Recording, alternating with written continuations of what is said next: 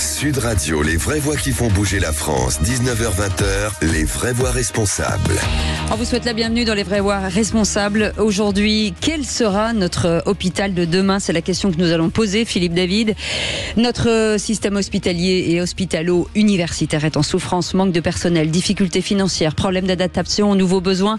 Notre fleuron français de la santé doit se repenser très vite pour faire face aux nouveaux enjeux de santé publique. Philippe. Oui, l'hôpital doit se repenser pour faire face à l'évolution de la société, des technologies médicales, des attentes des patients et des professionnels de santé. À quoi doit ressembler notre hôpital pour qu'il sorte de sa situation critique et qu'il permette d'apporter les meilleures réponses en matière de prise en charge de soins et de qualité du travail? C'est le thème des vraies voix responsables de ce mercredi 7 février. On vous souhaite la bienvenue. Les vraies voix Sud Radio. Et donc, 4 pontes, j'ai envie de dire, 4 grandes personnalités. Jérôme Bataille, qui est avec nous, membre fondateur de l'AIA, architecte santé et environnement. Bonsoir, merci d'être avec nous. On est ravis de vous accueillir. Le docteur Walid Amara, bonsoir, merci. Bonsoir. Vous êtes cardiologue et rythmologue à l'hôpital de Montfermeil, président du Collège national des cardiologues et des hôpitaux.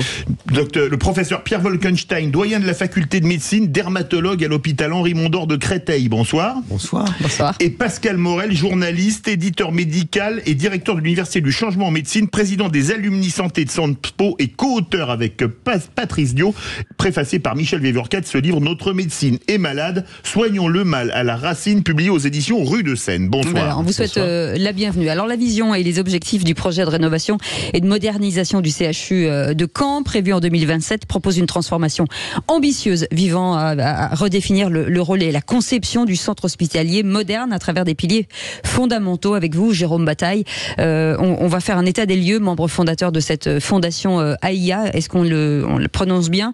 Architecture, santé et environnement. Aujourd'hui, le CHU de Caen, pour qu'on se rende compte un petit peu de la taille de cet hôpital, c'est combien de patients par jour? Est-ce qu'on a des chiffres? Alors oui, on a des chiffres, donc c'est un peu plus de 1000 lits installés, c'est 80 000 urgences qui passent chaque année, c'est plus de 3000 accouchements par an. Donc c'est quand même un outil extrêmement fort. Et puis c'est le centre de tout son groupement hospitalier de territoire, c'est-à-dire que c'est le centre référent de l'ensemble des hôpitaux de la région.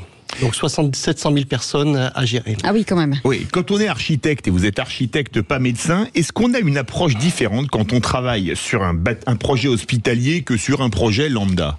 Alors effectivement, c'est un projet que l'on ne sait pas construire seul. On a besoin des médecins à côté de nous, on a besoin des infirmières, on a besoin de la logistique. C'est un organe vivant et interactif. Et donc, on co-construit ces hôpitaux-là, tout en ayant un savoir-faire qu'on apporte à tout le monde. Enfin, on le modifie alors qu'il est vivant, c'est-à-dire qu'alors qu'il continue d'évoluer. Combien de temps il faut pour réfléchir, justement, anticiper? C'est un travail de longue haleine, j'imagine. Alors, je pense que c'est une vie. Ouais. C'est-à-dire que c'est long, selon les cas. Mais c'est-à-dire qu'on est allé quand même aux États-Unis, en Angleterre, au Japon, pour voir comment les choses se passaient. Et de tout ça, on en tire des synthèses. Et à chaque fois qu'on fait un nouveau projet, on intègre ce genre de données. On s'implique avec les cardiologues, on s'implique avec les anesthésistes, on s'implique avec le monde médical pour comprendre les enjeux. On est proche des ARS. Et c'est l'hôpital et à un moment donné, sur un temps donné, une synthèse de tout ça.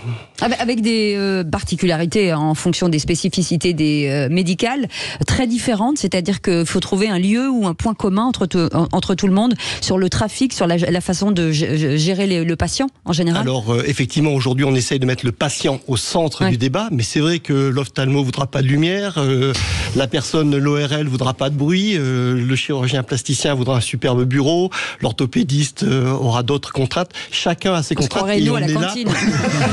Et là, on est là pour rassembler tout le monde et trouver une synthèse pour l'ensemble. Par rapport, quand c'est en Normandie, les fêtes au village gaulois d'Astérix, quand cet André Famitix veut chanter, c'est calme par rapport, on dirait. Hein, non, mais il y a tout de même toujours de l'animation. Alors, une autre question. Vous voyez aussi un agent très important avec vous. Il y a les médecins, les infirmières, mais il y a aussi les pouvoirs publics. Parce que faire un hôpital en période de restriction budgétaire, tant de l'État que de la sécurité sociale, ça doit pas être évident, non? Alors, les budgets ont été votés avant. Quand on démarre le chantier, les budgets sont votés et donc on a le financement pour aller jusqu'au bout. Et donc là, l'hôpital va être livré en 2027 avec tout son équipement et ce sera un des rares CHU refait totalement à neuf. La population vieillit. Est-ce qu'on en réfléchit, en tout cas, on réfléchit la santé en général, bien entendu, mais en tout cas le lieu différemment? Alors oui, on essaie de travailler sur des parcours type. L'avantage de la personne âgée, c'est que elle a des pathologies chroniques.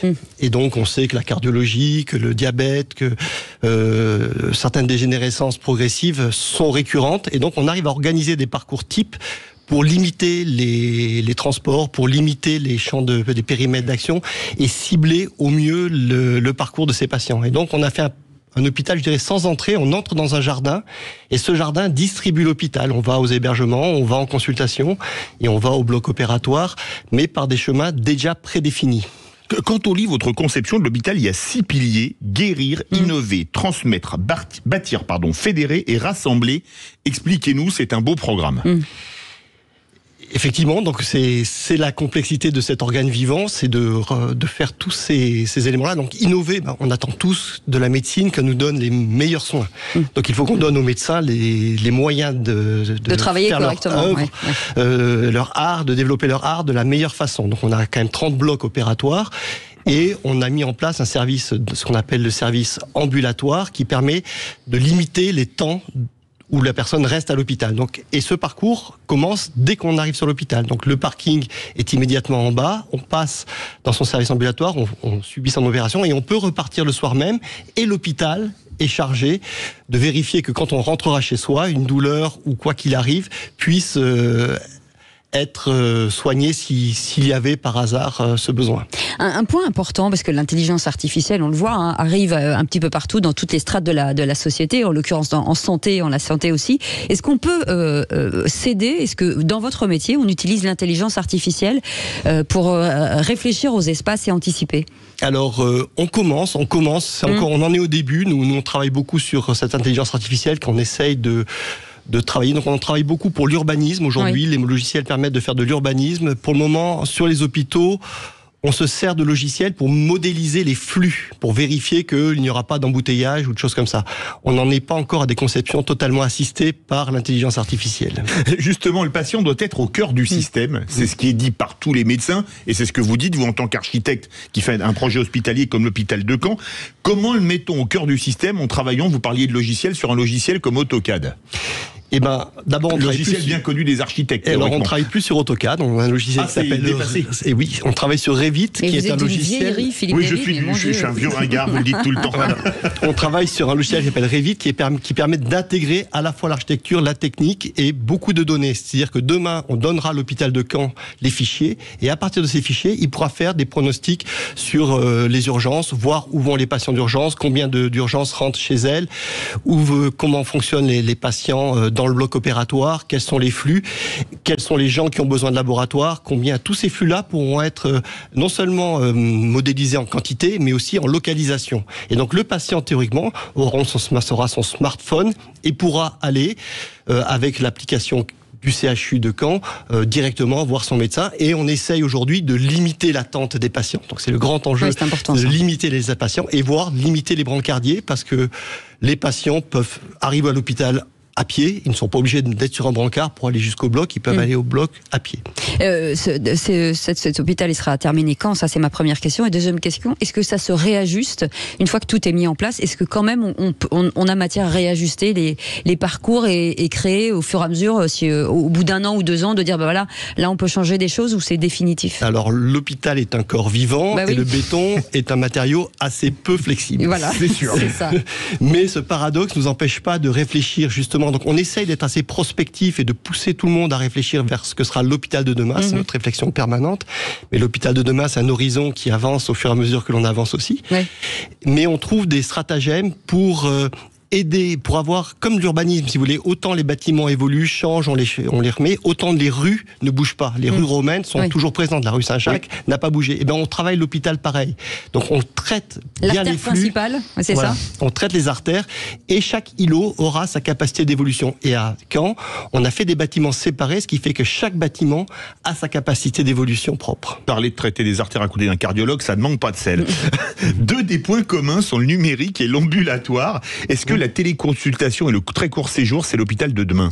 Vous concevez l'hôpital de demain? Oui, alors la demande est pas encore très forte, mais on le pense, c'est-à-dire qu'on sait faire des consultations aujourd'hui qui pourront être demain des téléconsultations. Autrement dit, je suis mon patient qui vient, meilleur je serai, plus mon rayonnement sera grand. Et donc l'hôpital aura des gens qui viendront de plus loin, mais on ne va pas obliger la personne qui a 85 ans à revenir voir son cardiologue alors que c'est un examen de routine et qu'une infirmière en pratique avancée pourra aller chez lui faire les principales prises de données ou voir peut-être nos appareils prendront des références cardiologiques. Donc cette télémédecine qu'on aura avec le cardiologue, elle pourra s'opérer. Et donc on travaille pour rapprocher les soins des patients. On parle beaucoup de santé, on sait que le bâtiment, il y a un lien avec la santé, les produits, les matériaux qu'on utilise. Aujourd'hui, l'environnement au cœur aussi de l'habitat, en tout cas de cet hôpital, avec l'utilisation de matières particulières, la végétalisation. Alors aujourd'hui, effectivement, l'hôpital que l'on construit, qui reprend l'activité de l'hôpital ancien, consommera moitié moins. Donc je dirais qu'en termes de bilan énergétique, on va consommer moitié moins de kilowatts ou de mégawatts pour le chauffer, pour le climatiser. Ensuite, on a beaucoup travaillé sur la lumière. Donc ça aussi, ce sont des paramètres qui évitent de consommer d'électricité et qui donnent du confort. Et on travaille surtout pour fidéliser les personnels. C'est un gros enjeu des hôpitaux, c'est comment faire en sorte que les conditions de travail soient les mieux possibles. Et donc on a beaucoup travaillé la partie restauration, les parties vestiaires, etc. Et donc tout ça fait qu'on essaie sur la qualité de travail, vraiment, c'est ça. Oui, la qualité de travail. Et donc on essaie de trouver en sorte que les matières, la vie, les espaces soient le plus agréables possible. C'est une des rares qualités de l'architecture, c'est que peut-être qu'on n'a pas la capacité de soigner avec de l'architecture. Par contre, on peut donner des qualités de vie qui soient les meilleures et qui donnent de la pérennité à l'organisation. En tout cas, merci Jérôme Bataille. Vous restez avec nous, membre fondateur de l'AIA, qui est l'architecture santé environnement. Et on va voir derrière des médecins, finalement, qui vont profiter de cette belle architecture. Le Collège national des cardiologues des hôpitaux, qui vient de remettre un rapport avec 25 propositions. Le docteur Walid Amara est avec nous. On en parle dans un instant. À tout de suite. Sud Radio, les vraies voix qui font bouger la France. 19h-20h, les vraies voix responsables. Avec les vraies voix responsables sur un sujet important qui nous touche tous. On parle de santé, on parle de l'hôpital de demain. Comment sera-t-il? On en avait une petite image il y a quelques instants avec Jérôme Bataille qui nous a expliqué les murs. Mais dans ces murs, il y a des médecins qui travaillent. Le Collège national des cardiologues des hôpitaux qui vient de remettre ce rapport contenant 25 propositions et solutions pour la cardiologie aujourd'hui ou demain. Invité avec nous pour en parler le docteur Walid Amara. Bonsoir. Merci d'être en direct avec nous. Vous êtes cardiologue et rythmologue à l'hôpital de Montfermeil. Alors moi déjà, j'ai envie de vous demander ce qu'est le mot rythmologue, que je trouve extrêmement poétique. C'est vous qui donnez le rythme à l'hôpital ou... On aimerait bien. Alors, chef d'orchestre. En cardiologie, il y a tous les domaines sont représentés, notamment maintenant de plus en plus les médecins sont hyper spécialisés dans leur domaine. Oui. Et donc par exemple, vous pouvez, lorsque vous avez un infarctus du myocarde, le cardiologue qui va ouvrir cette coronaire, on appelle ça un cardiologue interventionnel coronarographiste. Lorsque vous avez besoin d'un stimulateur cardiaque, d'un défibrillateur, vous avez des emballements du rythme cardiaque, là vous avez besoin d'un rythmologue qui lui peut aller réparer ce système électrique, mettre un pacemaker ou des fois aller réparer ce système électrique. Et donc maintenant, dans ce domaine de la médecine, il y a de plus en plus d'hyper-spécialisation, ce qui est bien, sachant qu'il faut avant tout garder le côté humain et avoir une vision globale de son patient. On dit que la cardiologie, c'est peut-être la discipline, en tout cas la médicale la plus innovante. En quoi ? Et pourquoi ? C'est vrai que la cardiologie a bénéficié d'énormément d'innovations. C'est-à-dire que quelqu'un qui fait un infarctus du myocarde, quand vous voyez, on a la chance d'avoir le SAMU en France, et donc quelqu'un qui fait un infarctus du myocarde, qui appelle le SAMU, il est quand même transporté dans l'heure dans un centre où on va pouvoir ouvrir cette coronaire, mettre des ressorts, des stents, déjà. Deuxièmement, c'est une spécialité qui a énormément bénéficié de toutes les innovations thérapeutiques, les innovations médicales qui continuent jusqu'à aujourd'hui, qui font que tous, on peut bénéficier de traitements qui sont pris en charge par la sécurité sociale et qui permettent de traiter la majorité. Puis de plus en plus, maintenant, cette population vieillit. On va parler du sujet âgé. La population vieillit parce qu'elle survit à leur pathologie cardiaque. On peut les soigner, y compris par des techniques, que ce soit interventionnelles ou que ce soit également par des thérapies médicamenteuses. Alors, le Collège national des cardiologues des hôpitaux a remis un rapport avec 25 solutions pour l'avenir de la cardiologie hospitalière. On parle souvent de la souffrances de l'hôpital public. Est-ce que la cardiologie, c'est un des services qui souffre le plus, le moins, ou il est dans la moyenne ? Oh, il est dans la moyenne, mais ce qui était intéressant, c'est que mon collègue précédemment parlait de l'architecture, et je pense qu'il faut que l'audience, qui est une audience populaire qui nous écoute aujourd'hui, comprenne que avant tout la médecine, et ce n'est pas que la cardiologie, mais la médecine avant tout est une médecine qu'on veut humaine, et qu'on veut que le patient puisse accéder à l'hôpital, accéder à des rendez-vous dans des délais qui soient corrects. Vous avez tous la même problématique, vous et moi, quand on veut prendre un rendez-vous avec un médecin, on a des délais très long. Ouais. Et ça, c'est un vrai problème. Il y a des innovations qui peuvent nous aider, bien entendu. Il y a également l'ouverture vers les jeunes. Ouverture, on l'a vu, les débats à l'Assemblée nationale. L'objectif aussi, c'est de permettre à tous ces jeunes qui veulent faire médecine, en plus grand nombre, faire médecine. Parce que pourquoi ? Parce qu'aujourd'hui, un cardiologue qui part à la retraite, souvent, il faut minimum 2 médecins pour le remplacer. Pourquoi ? Parce qu'on a tous changé de vie. Peut-être que je suis passionné, que j'ai passé ma journée à l'hôpital et je suis avec vous là. Mais peut-être que d'autres personnes diraient, moi j'ai fait un certain nombre d'heures et après j'ai besoin de me consacrer à ma famille, je veux un équilibre entre ma vie personnelle et professionnelle. Oui. Et donc l'évaluation des besoins est probablement en deçà de la réalité. Est-ce que ça veut dire que cette profession, en tout cas, est face à un problème d'attractivité aujourd'hui ? Est-ce que il y a moins de cardiologues ? Est-ce que vous souffrez de ça ? Il n'y a pas obligatoirement moins de cardiologues, mais il y a moins de médecins. Il y a moins. Déjà, c'est pas que les cardiologues, ça concerne vraiment l'ensemble de l'exercice médical. Et donc, je voudrais vraiment l'élargir au-delà des cardiologues. Ouais, okay. Que les jeunes qui veulent, un bachelier qui veut aujourd'hui faire médecine, il y a un nombre de places limité. Et puis, il faut 10 ans pour former un médecin. Et donc, l'idée, c'est que sur ces 10 ans, les besoins vont évoluer, vont changer. Et donc, nous, notre idée, c'est que, bien sûr qu'il faut décloisonner le système. Il faut ouvrir plus de places en médecine pour ces jeunes qui veulent faire médecine. Bien sûr, il faut ouvrir les passerelles pour que les infirmières qui veulent se spécialiser, des infirmières de pratique avancée, déléguer les tâches, de plus en plus de tâches qu'on peut déléguer aux paramédicaux pour gagner du temps. Dans les 25 solutions, vous proposez notamment de renforcer la place des soignants dans les établissements de santé, plus de tétoscopes ou d'électrocardiogramme et moins de tableaux Excel, c'est ça ? Oui, j'y crois énormément. Moi, vous savez, il y a un modèle qui s'appelle l'hôpital magnétique. Et vous pourrez inviter, je vous conseille d'inviter Rodolphe Bourret, qui est actuellement le directeur du CHU de Nice, qui était avant directeur de l'hôpital de Valenciennes. Ce modèle de l'hôpital magnétique, c'est donner plus de pouvoir aux médecins et par rapport aux administratifs. Et dans ce modèle-là, on peut vous donner même un cadre de santé. On parlait tout à l'heure en coulisses de l'infirmière générale qui connaît tout. Et ben, l'infirmière générale, finalement, elle a un certain nombre de besoins et elle peut avoir son propre budget pour aller plus vite, il manque justement des tensiomètres, des saturomètres, elle puisse avoir son budget. Qu'un chef de service qui a un besoin de changer un appareil d'écho, il puisse le changer parce qu'il aura son propre budget. Donner plus de pouvoir aux médecins pour répondre aux besoins dans l'urgence et pouvoir planifier plus facilement en équipe que de passer par finalement une administration qui est malheureusement très lourde, souvent centralisée, où les décisions peuvent être relativement incomprises. Mais comment on fait pour déployer des maisons de santé là, vous souhaitez des maisons de santé pluridisciplinaires, mais pour ça, il faut attirer. C'est quoi ? Comment on les attire, tous ces expertises ? Le modèle, vous voyez, là, on parlait tout à l'heure du CHU de Caen. C'est-à-dire qu'obligatoirement, ces jeunes médecins veulent un exercice qui soit attractif. Donc, ils veulent accéder à un plateau technique. Si vous êtes un jeune médecin, un cardiologue, ou comme moi un rythmologue, vous voulez un plateau technique avec des blocs opératoires modernes pour pouvoir faire ces interventions modernes pour lesquelles vous avez été formé. Mais également pour tout ça, il faut également un accès aux patients. Et l'accès aux patients doit se faire dans ces centres médicaux qu'on disait plus proches du patient. Et donc, il n'y a pas de souci que l'un ou l'autre, on puisse avoir une partie de notre temps en dehors de notre hôpital, qu'on va consacrer cette activité de service public qui permette à la majorité d'accéder finalement aux centres ultra spécialisés. Dans vos propositions, il y a 2 choses notamment, enfin il y en a 25, mais 2 autres. Vous prenez la création d'équipes mobiles et un virage ambulatoire à 70% qui est objectivé. C'est une nouvelle version de l'hospitalisation à domicile, l'équipe mobile, et quelles pathologies cardiaques peuvent répondre à l'ambulatoire, pardon ? Alors l'équipe mobile, c'est les modèles dont je vous ai parlé, c'est-à-dire que moi je suis rythmologue, mais j'ai également une consultation de rythmologie dans un autre hôpital où il n'y a pas de rythmologie. Ça leur permet d'avoir une fois par semaine le rythmologue cardiologue qui vient, voit les patients, donne les avis, contrôle des simulateurs cardiaques, et les patients qui nécessitent une intervention peuvent être faits sur un autre site. Votre deuxième question... Les 70% d'ambulatoires qui sont objectivés dans vos propositions.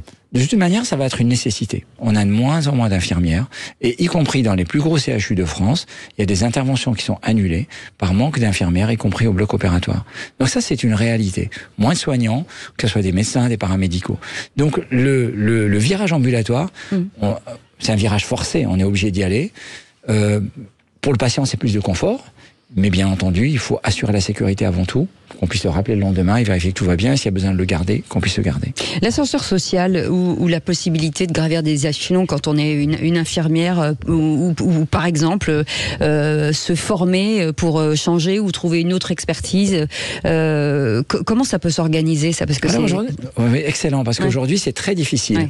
Quand une infirmière demande à se spécialiser en assurance cardiaque ou ce qu'on appelle une infirmière de pratique avancée, va se retrouver finalement avec la difficulté que finalement dans le service il y a moins d'infirmières et on va souvent lui dire non, peut-être pas cette année, peut-être l'année prochaine, etc. Donc je pense qu'il faut ouvrir plus et si on veut garder ces personnes à l'hôpital, leur offrir cette possibilité. J'ai du mal à croire que, bien sûr il y a la possibilité aujourd'hui qu'une infirmière devienne docteur plus facilement, avec quelques années d'études et de validation. Alors est-ce qu'elles le voudront? Ça j'en sais rien, parce qu'entre-temps elles auront une vie personnelle, familiale. Est-ce qu'elles veulent reprendre des études? Ça c'est un autre débat. Docteur Walid Amara, vous êtes cardiologue et rythmologue. Pensez-vous que les animateurs de cette émission ont bon cœur et que l'émission va sur un bon rythme? Le rythme est parfait. Bon, c'est parfait. Alors là, ça pourrait pas. Allez, vous restez avec nous. Il est complètement faux. Moi, j'ai 10 propositions pour qu'il s'en aille de cette émission. Seulement voilà, j'ai dû chercher des trucs incroyables. C'est des dossiers sur vous, Philippe David. Allez, vous restez avec nous. Comment rendre au CHU français leur attractivité passée? Les assises hospitalo-universitaires proposent aussi 10 propositions. On en parlera dans quelques instants. À tout de suite. Les vraies voix responsables. On parle beaucoup de médical aujourd'hui, de santé bien entendu, parce que certains de nos invités ont pas mal de propositions à faire qui sont plutôt assez passionnantes. Comment rendre au CHU français leur attractivité passée? Les assises hospitalières. Oh, mais ça va, je vais pas y arriver. Les assises hospitalo-universitaires formulent pas mal de propositions et le professeur Pierre Wolkenstein est avec nous, doyen de la faculté de médecine, dermatologue à l'hôpital Henri Mondor. Merci d'être avec nous. On en parlait il y a quelques instants, le problème principal aussi aujourd'hui, c'est l'attractivité du métier. Alors l'attractivité, en fait, beaucoup d'étudiants veulent faire médecine. Quand on sort du baccalauréat, le nombre de candidats est absolument énorme. La question qui se pose, c'est nos capacités de formation. C'est-à-dire, effectivement, il y a la durée, 10 ans pour former un professionnel, moins pour une infirmière, mais 10 ans, c'est long pour nos citoyens, ça c'est clair. Deuxième élément, les capacités d'accueil. Vous devez, autour d'un étudiant, avoir des enseignants, avoir des stages, leur apprendre le métier. Alors, on apprend le métier de plus en plus avec la simulation.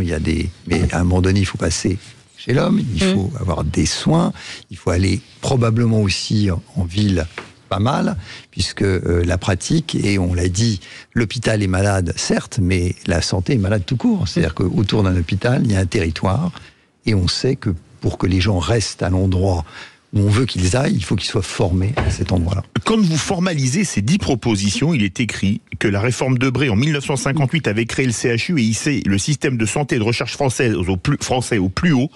Comment s'est-il délité? Mais qu'est-ce qui s'est passé? Il s'est délité à un moment donné pour une simple raison, c'est qu'on a cherché à diminuer les budgets. Et que plus on diminuait l'offre, plus finalement les dépenses étaient faibles. C'est-à-dire que vous fermez la formation, vous avez des gens qui partent à la retraite, moins de professionnels de santé, moins de dépenses. Bon. Donc ça, c'est quand même tout à fait mathématique. Alors, le CHU, pourquoi c'était fantastique, ou pourquoi c'est fantastique, c'est on cumule à la fois l'université et l'hospitalier. C'est-à-dire qu'on a une capacité de formation, donc on attire des étudiants, on a une capacité de recherche, parce que quand on est médecin ou quand on est infirmière, on veut faire progresser. C'est ça qui intéresse les citoyens. La question de la cardiologie, par exemple, est exemplaire. Le taux de mortalité par maladie cardiovasculaire a chuté sur 30 ans. C'est une victoire. Et ça, le CHU permet de faire la recherche qui est nécessaire pour faire progresser les choses, mais aussi est un vecteur de diffusion. Et c'est notre rôle aussi aujourd'hui. Le territoire, 700 000 habitants autour de Caen. La région parisienne, c'est 13 millions d'habitants. 2 millions... Bien dans le micro. 2 millions à l'intérieur de Paris intramuros, c'est 12 millions autour de Paris. Ouais. Et il faut des médecins sur ces territoires, il faut des infirmières sur ces territoires, donc il faut former. Et former aussi, on en parlait tout à l'heure avec Jérôme Bataille, vieillissement de la population, ça aussi c'est un sujet. Alors le vieillissement de la population est évidemment un sujet, puisqu'on sait aujourd'hui que 50% des gens qui naissent aujourd'hui sont centenaires. Donc on va vraiment vers un vieillissement. Ah oui. Il va falloir passer la retraite à 87 ans, là, au rythme. Alors ça, je vous laisse ces propos et la responsabilité. Mais ce qui est intéressant, ce qui est intéressant, c'est pas tellement de vieillir, c'est de vieillir sans handicap. Oui, bien, donc on va avoir un jeu qui est fantastique, c'est le développement de la prévention. Et donc il faut des professionnels aussi, des nouveaux professionnels qui forment à la prévention de la population. Parce qu'on veut vivre vieux et bien, pas vieux et mal. Mais il faut revaloriser aussi tous ces statuts qui aujourd'hui sont un peu aussi en délitement peut-être. Il faut revaloriser surtout l'image que peut donner la médecine à nos concitoyens. C'est-à-dire clairement, aujourd'hui, finalement... Mais comment Aujourd'hui, ne critiquons pas ceux avec lesquels on ne peut pas avoir de rendez-vous. Je veux dire, la situation, elle est quand même aussi un effondrement du système. Et aujourd'hui, les tensions, alors on parle d'attractivité dans les hôpitaux, mais la pression que ressentent les professionnels vis-à-vis de la population est énorme. Quand on fait médecine, on est engagé, on a envie de soigner les gens. Si on ne peut pas les soigner, c'est encore pire. C'est-à-dire qu'on est dans une double contrainte. Frustration majeure. Donc le malheur, il vient de là. C'est-à-dire l'attractivité, ça doit être déployer son talent pour soigner les gens. Dans les propositions que vous faites pour moderniser les CHU lors de ces assises hospitalo-universitaires, favoriser une formation au management et à la gestion des projets. Les médecins doivent devenir des managers ou ils ne le sont pas déjà un peu dans l'hôpital? Alors la formation d'un professionnel de santé, elle est individuelle. On a d'abord des concours qui nous forment, donc c'est un combat et plutôt une course. Donc le management Avec un écrémage énorme. Avec un écrémage qui demeure énorme. Donc la disparition des numerus clausus qui sont devenus des numerus apertus n'augmente pas considérablement le nombre de gens formés. Donc concrètement, effectivement, on doit être des managers, mais des managers au sens noble, c'est-à-dire, c'est ce que vous avez expliqué, monsieur l'architecte, on gère un projet. Aujourd'hui, vous avez une trajectoire de patient. Le patient, il va aller une partie de sa vie à l'hôpital, une partie de sa vie dans un cabinet, il va avoir une infirmière, tout ceci, c'est une tour de contrôle. Et ça, c'est du projet, c'est une trajectoire. On n'est plus dans quelque chose de simple, c'est complexe. Et le malade vieillit, donc il devient de plus en plus compliqué parce qu'il a plein de choses à la fois. Le rôle des collectivités locales pour soutenir la santé, ou en tout cas les établissements de santé, est primordial? Il est primordial parce que le modèle du CHU, qui était un centre hospitalo-universitaire, doit devenir celui du territoire hospitalo-universitaire. Donc on a un territoire à, faire ruisseler la science de la santé. Faire ruisseler la science de la santé, c'est d'abord former sur place les gens, parce qu'on sait que les professionnels resteront là où ils ont été formés. Il faut aussi désenclaver les régions, c'est-à-dire que ceci nécessite aussi l'attractivité des endroits où on va vivre. Un médecin, on lui demande d'aller dans un, entre guillemets, désert médical. Le désert médical, les déserts tout court, j'aurais envie de dire. C'est-à-dire que quand vous êtes jeune, vous avez 25 ans, vous avez 30 ans, vous installez, il faut qu'il y ait quand même une école, il faut qu'il y ait quand même de quoi... Tout ceci, les professionnels ne sont pas forcément des assets. Pour que le conjoint puisse travailler aussi, c'est ça. Heureusement qu'ils ne sont pas des assets, d'ailleurs. Heureusement, car il faut qu'ils fassent des enfants. Il paraît qu'il y a un réarmement aujourd'hui nécessaire. D'ailleurs, vous ne sortirez pas d'ici. Non, je plaisante. Avec un grand plaisir. Vous voulez décliner un modèle d'universitarisation des territoires. En quoi est-ce que ça consiste? Je vais prendre une région que je connais bien, l'Occitanie. Il n'y a que 2 facs de médecine, si je ne m'abuse, Toulouse et Montpellier. C'est en mettre plus dans des villes un peu moins importantes, comme, je sais pas moi, Perpignan ou Tarbes. C'est surtout avoir des annexes, c'est-à-dire vous avez des écoles infirmières qui sont essaimées sur le territoire, vous pouvez nommer des gens universitaires dans des hôpitaux généraux. Il y a des principes qui sont des principes qui permettent effectivement d'universitariser beaucoup de structures qui sont actuellement déjà existantes. Le deuxième point, c'est que vous l'avez mentionné, monsieur le cardiologue, c'est la capacité aussi qu'on a à se diviser en deux. C'est-à-dire qu'on peut être universitaire à un endroit, avoir un exercice de soins sur un territoire. Donc on peut... La volonté n'est pas de multiplier les CHU, ça je ne le souhaite pas du tout. Aujourd'hui, il s'agit... Et pourquoi ? Mais parce que vous ne faites pas un CHU avec un demi-professeur. À un moment donné, nous avons en charge un territoire. Le territoire, ce sont les soignants. Les soignants doivent être sur le terrain. Sur le terrain, vous devez les former. Et donc on ne peut pas aujourd'hui s'inventer CHU. CHU, c'est une structure, c'est beaucoup de gens, c'est une structure de recherche. Il faut donc développer beaucoup de choses autour d'un hôpital pour le transformer en centre de recherche, de soins et de formation. En revanche, le territoire peut être effectivement un lieu de formation assez simplement. Vous avez des structures comme des positions comme celle de professeurs associés qui peuvent être financées par les collectivités locales, qui permettent d'être attractifs à la fois pour la population parce que autour de ces professionnels il y a une compétence. Mais il y a aussi une attractivité pour le professionnel qui va avoir une reconnaissance vis-à-vis d'une population. Et donc les communautés d'agglomération ont évidemment, par le financement, une possibilité de créer ce type de poste. Allez, vous qui restez avec travaille nous. en centre hospitalier non universitaire, je pense qu'il est très important le travail qu'on fait tous ensemble, parce qu'on est tous sur le même territoire, que ce soit des centres hospitaliers non universitaires, je pense qu'une universitarisation est plutôt une bonne option, et de pouvoir travailler en équipe, puisqu'on peut travailler en équipe avec des médecins en ville, des libéraux, que ce soit des généralistes ou des spécialistes, à l'hôpital, en non universitaire et en hôpital universitaire. Allez, vous restez avec nous. Je vous donne une information qui vient de tomber. C'était un des débats des vraies voix. François Bayrou n'entrera pas au gouvernement, faute d'accord profond sur la politique à suivre. C'est l'agence France Presse qui vient de nous communiquer justement cette information. Eh ben, vous restez avec nous. Dans un instant, Pascal Morel sera avec nous, un journaliste, éditeur médical et directeur de l'Université de Changement de Médecine et président des alumni santé de Sciences Po. Notre médecine est malade. Soignons le mal à la racine. On en parle dans quelques instants. À tout de suite. Sud Radio, les vraies voix qui font bouger la France, 19h-20h, les vraies voix responsables. C'est un sujet passionnant qui nous touche tous. Forcément, la santé, l'hôpital. Pascal Morel est avec nous, journaliste, éditeur médical et directeur de l'Université du Changement en Médecine et président des alumni santé de Sciences Po. On vous remercie. En tout cas, bonjour. Merci d'être avec nous. Et co-auteur d'un livre avec Patrice Dio, Notre médecine est malade, soignons le mal à la racine, publié aux éditions Rue de Seine. Notre médecine est malade. À quel stade aujourd'hui est-elle malade ? Est-ce qu'elle est en état de presque de mort ? Est-ce qu'il y a encore aujourd'hui, on en est où aujourd'hui de l'état ? Cécile, c'est un titre quand même. Il ne faut pas exagérer. Cela étant, effectivement, je vais vous chercher dans vos retranchements. Oui, nous avons fait tous le constat en écoutant nos amis qu'il y avait des tas de questions qui se posaient. Il y a une chose qui m'a frappé, c'est que, mais c'était également peut-être vos questions qui n'orientaient pas vers cela. On a eu une crise, on a quand même eu une crise sanitaire qui a duré 2 à 3 ans et qui a mis à bas, ou en tout cas qui a mis en difficulté tout un ensemble tout un système de santé. Mais qu'est-ce qu'elle nous a appris, cette crise ? C'est ça qui est intéressant. Qu'est-ce qu'elle nous a appris ? Oui. Et quelles leçons en a-t-on tiré ? Ça fait beaucoup de questions. C'est la phase 2. On va se calmer.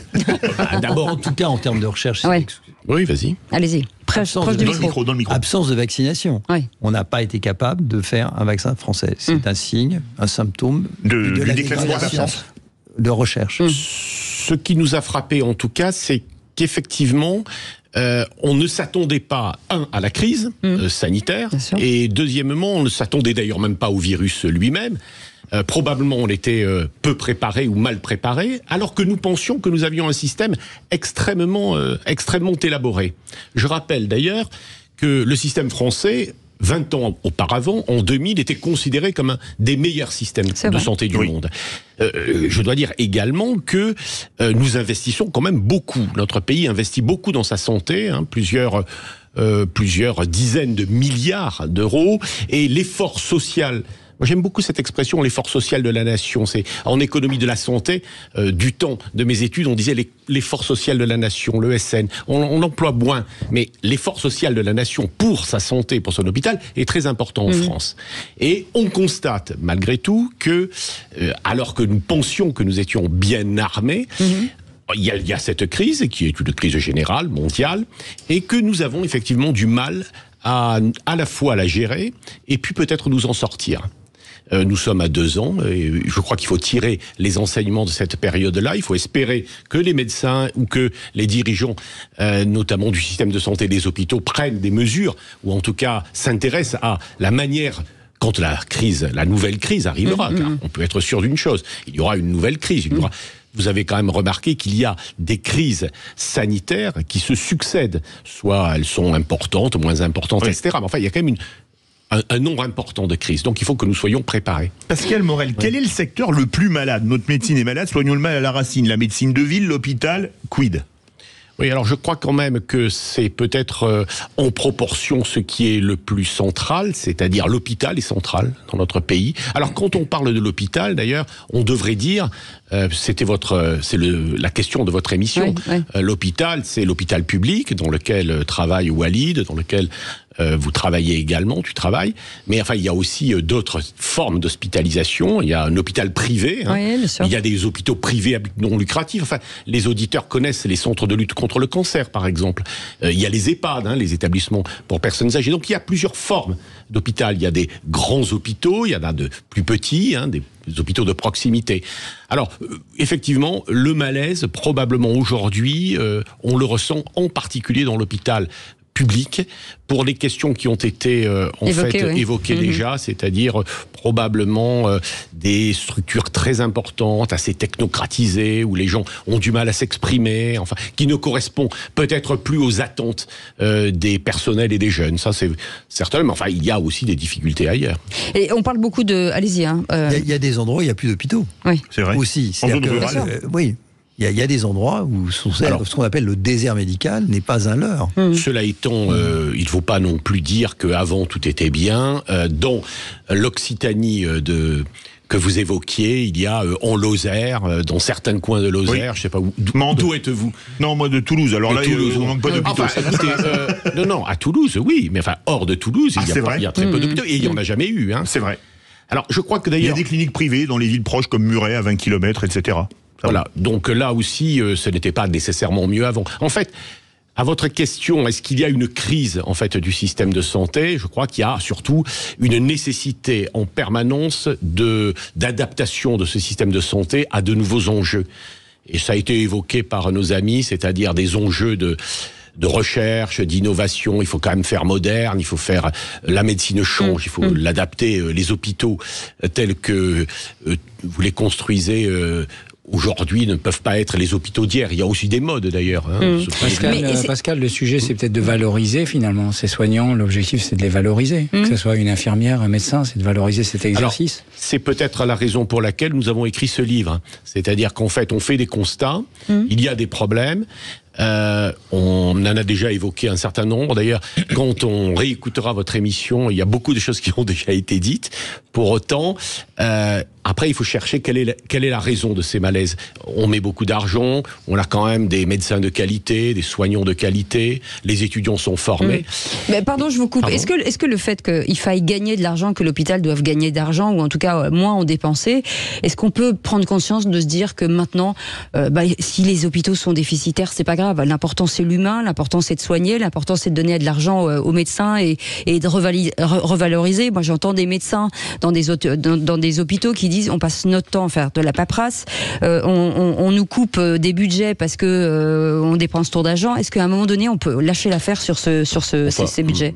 Il faut quand même, ça dépend de la place à laquelle on est, c'est-à-dire si vous êtes soignant, vous voulez avoir plus de moyens, mais enfin quand vous avez la responsabilité de l'État, nous sommes en attente de ministres, eh bien, à un moment, ils ont aussi la responsabilité des équilibres financiers de la nation. Donc, il faut quand même... Enfin, on peut pas dire, si vous donnez de l'argent à la santé, eh bien, vous ne le donnerez pas à l'armée, vous ne le donnerez pas à la police. Enfin, bon, il y a quand même des équilibres. Enfin, il faut être sérieux. Il y a quand même des équilibres généraux, macroéconomiques, qui nous obligent à quand même correctement gérer. Mais d'ailleurs, je ne crois pas que les médecins ou les soignants pensent... serait mieux si les choses n'étaient pas gérées ou n'étaient pas managées. Qu'il y ait un petit peu plus de pouvoir... Non, mais moi je parle d'argent. Je sais pas qu'on a un médecin ici, que ce soit un urgentiste, il nous parle de budget, d'argent, de réduction de moyens.